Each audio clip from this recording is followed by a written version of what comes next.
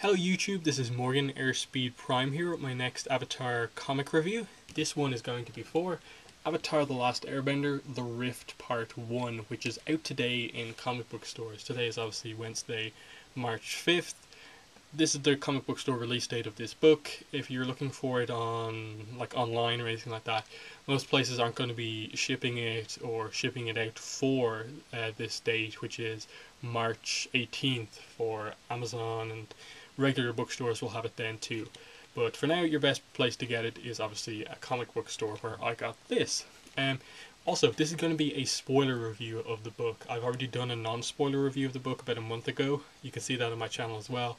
Link will be in the description for that. So, just a warning, I'm going to be basically talking about all of the details of this book, including, last page reveals, big character points. This review will spoil the book for you if you don't want it to be spoiled, so just giving you that warning ahead of time. If you're not interested in being spoiled, watch the non-spoiler review and, get the book from there if you want. But obviously, Rift Part 1, out today. Written by Gene Luen Yang, assisted by Mike and Brian, art by Team Gurihiru. As usual, that's the classic team for basically all of these comics. So, let's get into this review. First thing to talk about, of course, is the cover, which, as you can see, is very nice as usual. Gurihiru's art is just amazingly consistent. They are so on model with their comic designs every single time. The characters just look so good, and they seem to almost get better every single time as well. It's like so clean and clear here. This cover's quite nice. You have Toph at the front, which is good because she is the main character basically of this story. Gene Luen Yang said his favourite character is Toph to write, so he was clearly looking very forward to doing this story. And then the main plot focus bit of a thing on the cover is obviously this statue here, which there's a lot of mystery surrounding it, and the Avatar Yang Chen involved somewhere. And I'll talk about that more when I get to my actual proper review points in a few minutes. But for now, I want to focus on this cover. My one issue, and probably my longest standing issue with the comics, has been that the covers are, while always good and nice pieces of art, they're very plain. There's nothing incredibly plot focused about them. They're always just an image of a group of characters doing a pose. There's nothing amazingly relevant to the plot. And it's not just this book that this is the case with. Let's go back through basically every single individual Dark Horse release of comics. The Lost Adventures. Perfect example. Just a standard thing for all the characters. Makes more sense for this one, I think, because this is a collection of little mini stories that take place in between episodes, so of course you're just going to have a general cover. But even looking at where the individual comic series started, The Promise Part 1 has a very general cover. It doesn't hint at all what the story's about. And that's a bit of a problem. The Promise Part 2 doesn't hint at what the story's about, apart from the fact that Zuko's separate from the rest of the crew, which kind of makes sense. He's separated himself in the story at this point as well, over issues about the colonies. But it's still a very kind of stock image. Promise Part 3, same kind of problem, but a bit more excitement going on because Avatar stayed Aang. Even though I suppose that doesn't even have much relevance to the story, it's a nice cover, but same problem. What's the story about? Search Part 1 is actually probably the best cover we've got so far, simply because straight away you go, what's the search about? Zuko's mother. That hasn't been resolved yet. This is going to cover that. Great. Stock images, but the addition of Azula there tells you more about the plot, and I like that. This is the best that the story has done, I think, so far, these comics. Search Part 2, return to form, stock images, they're in a forest, but the wolf is interesting. That's nice. Part 3, this is where it should have been a lot better. It's a nice image, but for the final part of the search, the big reveal about what happened to Zuko's mother, for it to be the cover to be just this, no Mother of Faces, no Ursa, nothing, just the three main characters of the story, very disappointing. But as I said, What I'm talking about here is The Rift Part 1. The main story of this book is that Aang gets a visit from Avatar Yang Chen at a celebration of Yu Dao finally getting a government and that whole Fire Nation Earth Kingdom thing being worked out. Yang Chen, instead of talking to him, can't seem to talk. Every time she opens her mouth, it's just kind of like blank, it's cut off. Aang can't hear her. So he just has no idea what this meeting is about. What it does remind him of and inspire him to do is a festival from his past that he participated in many times, that being the Avatar Yang Chen Festival. He participated in it but doesn't remember a ton of details. He remembers where it takes place and sees this as a perfect opportunity to teach some of the air acolytes that he has with him. Obviously they've been established by the end of the promise and they're continuing here. He sees this as a perfect teaching tool for both himself and his students, that through bringing this festival back for the first time in 100 years, they'll learn a lot about air nomad culture. Makes sense. So he brings his friends with him. They go to the island where this statue is, and as best they can, replicate this festival. The problem is Aang doesn't remember it that well. We know his character, he's always off having fun, so he doesn't remember a lot of the details, he didn't focus too much.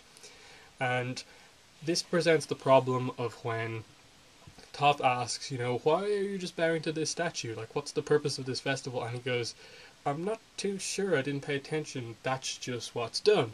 This kind of really hits something within Toph, that she's been told that exact phrase, that's just what's done, over and over again in her childhood.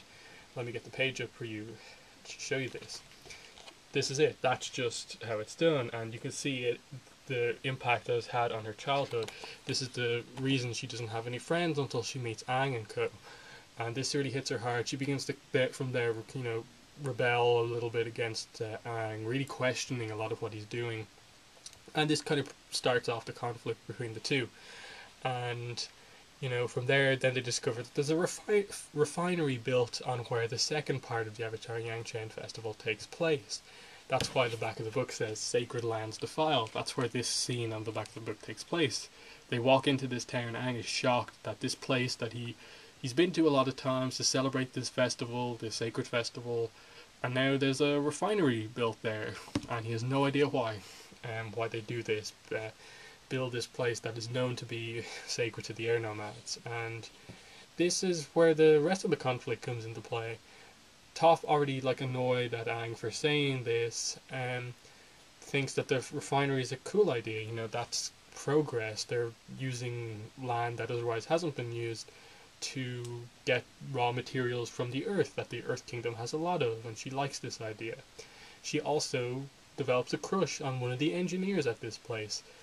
All the time, while Aang is just there to basically investigate why it happened. He's not asking them to get rid of that, rid of the place, get out, or anything like that.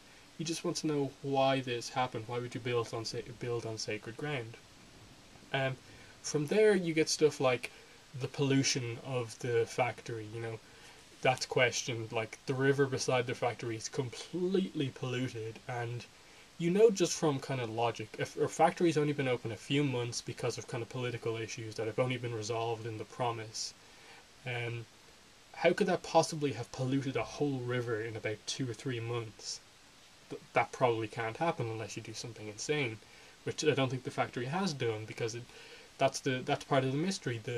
Satoru says there's no way our factory could have done this, and Toph believes him. Aang's questioning a bit, but it appears as if it's the truth, that this pollution couldn't be caused by that. And then it seems like wherever the source of this river is, there's something polluting it, and it's not necessarily the factory. It could be caused by the factory being built on sacred ground, but they're not too sure. And that's one of the mysteries that links into the whole Avatar Yang Chen thing. Around this time of the story, Aang is seeing visions of this this kind of giant thing made of rock, earth, and metal, destroying the place, and he's not sure, is this something from Avatar Yang Chen's past, or is it something that's about to happen in the future? And so he's kind of worried that regardless of if this factory is meant to be here or not, something is angry that it's here, and now is the time it's striking. An earthquake happens, and this is where Aang and Toph kind of make up, because the rift of the title, in my opinion, is not Aang and Toph, because their conflict. Toph is not angry at Aang because of him, or she's not. She doesn't want. She's not angry like about him wanting to keep his culture alive. I think Toph understands that the air nomads need to be kept alive, and that involves using some of the past. She's really directing her anger at her parents towards Aang, and so I think the rift of the title really refers to Toph and her parents, because the final page cliffhanger for this book is Toph being confronted by her father, who's revealed to be one of the co-owners of this refinery, along with a Fire Nation man who is the uncle of the boy Satoru, who Toph has a crush on. So Toph has a lot of connections to the people of this factory. Add to that the fact that Toph wants to make a business deal to expand her metal bending school, because there's so many people who want to be taught by her, but her obviously dojo isn't big enough to house all these people, yet she wants to do it, and she doesn't want to charge for this service to expand it that way. So she wants to make a deal with the refinery, and so, by the end of this book, that's the end of part one, you're just presented by, oh, that's the rift, that's what this book is about, that's why Toph's parents have been referenced. They're finally going to address this unanswered plot point from the show, and that's fascinating to me. That's something I've been waiting for a very long time, because if you remember the show, the last we heard of Toph and her parents in canon was the runaway. Katara and Toph make up in that episode, and Toph asks Katara to write a message for her and then send it using Hawkeye. Hawkeye goes away. We never see the result of this. In The Promise, I think part 2, Toph and Sokka talk, and Toph still seems very angry at her parents, as if they haven't met since. So that letter clearly went nowhere, and she still has issues with her parents, and that's going to be the key to this book. I don't think it's an issue with Aang that's going to be. I don't think the issue with Aang is really going to be addressed in part 2 or 3. Maybe it'll come back in a minor capacity, but I don't think it's the main plot. This isn't going to be something that ends their friendship. I think part 1 has had that issue go its course. They've said their kind of thing to each other, and that's fine. I think you're living a bit too in the past. I think you're trying to run away from the past, is what Aang says to Toph. And then she just says something along the lines of, that may be good for you, Aang, with your past, but some of us have to run away from our past just to kind of get by, just to live. And you see the issues that Toph have are completely with her parents, and there's some fascinating stuff going on with Toph. I think people who are fans of Toph will really like this, and I've really got to give Gene Yang a lot of credit for his writing work on this book, because he said in loads of interviews that his favorite character, I think, in the show and to write is Toph, and he didn't do the kind of classic thing of, if you're a fan of a character and write some fiction with them, that you make them amazing and they're perfect in every way. He almost single-handedly kind of makes Toph kind of have these flaws, have these issues, almost more than the kind of show they did, even though the show presented those as well. He just really kind of gets the character of Toph, and I think fans of hers are going to really enjoy her portrayal in this book, because Toph really was kind of underdeveloped if you look at her whole arc in the show, and this is going to be very important to her, that she finally has a big development arc just as much as the other characters, and I'm really happy about that. Other things to mention are obviously the mysteries around the Avatar Yang Chen festival. Why can't Yang Chen talk to Aang? Part of that may be explained from The Promise. He severed contact with Roku by burning the fire bead, because obviously Roku fundamentally disagreed about what to do about Yu Dao. He severed contact because he knew that he was right, that the world has changed, Roku's living in the past, that had to be done. But has that kind of loss of contact, one of the past avatars, affected the contact overall, Or is this something more about Yang Chen? Like, was she attacked by a spirit and like lose her voice during one part of her life? Who is this statue of? Obviously, is a key thing, and why it's not an air nomad unless it's a very young air nomad, because there's no arrows on this person. They're clearly not wearing air nomad costume dress. Um, so why is this person so sacred to air nomads? This must be someone who helped Yang Chen in some way, or did something to help Yang Chen, and that's really good mystery to set up going into part two, I think. And that's one of the best things about this book. Lots of mysteries, who did that pollution and all this other stuff. Add to that this interesting kind of subplot they're maybe presenting with Katara, where she meets two girls from her tribe, both of which are sisters. One of them walks up to her, notices her, and is really happy to see her. The other sister is kind of like happy when Katara leaves. And then she's just kind of like concerned. One of them likes me, one of them doesn't. Both of them work at this refinery. And there's the whole mystery of like, wait, why, when did this happen? So there's something interesting going on, and I like that little bit of setup that they have for Katara. It's only like a page or so that actually addresses this, but it's something really cool and interesting. Sokka's role in the story is very limited as usual, but the main role he provides here is that he's interested in technology. He sees that Satoru has created some very interesting technology, and kind of is this guy to kind of counterbalance Aang, who's kind of a little bit upset about all of this technology, while Sokka embraces it. The obvious comparisons with Satoru, let me just show you a picture of the guy, are, here we go, there's Satoru. Obviously his name is Sato, and then Ru. So the obvious comparison is Hiroshi Sato. Like, is this Hiroshi Sato? I don't think so. The ages I don't think work properly. We're obviously 70 years on in Korra. But is it some relative of his? Was he the guy who maybe gave Hiroshi the money he needed to start up? And all of this other stuff. I'm not quite sure. It could just be a coincidence that there's a name Sato in Korra and this guy's name Satoru. I'm not sure. Another thing to add to that is that he builds a forklift, and it's the first forklift we've seen in Avatar.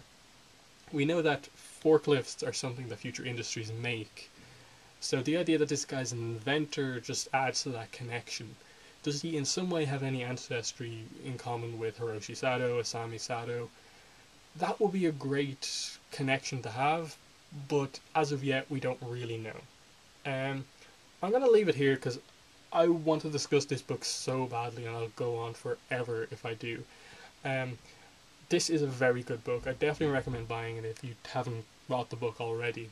I definitely want to know your guys' thoughts in the comments in the description on this book. If you want more thoughts on the book, I'm going to be obviously hosting the Avatar Online podcasts this Sunday. I host it every Sunday. This Sunday, is going to be the Rift Part 1 special, where all we're going to cover is the news and then get straight into this book. We're going to go through it basically scene by scene, covering everything in this book and analysing it, discussing it.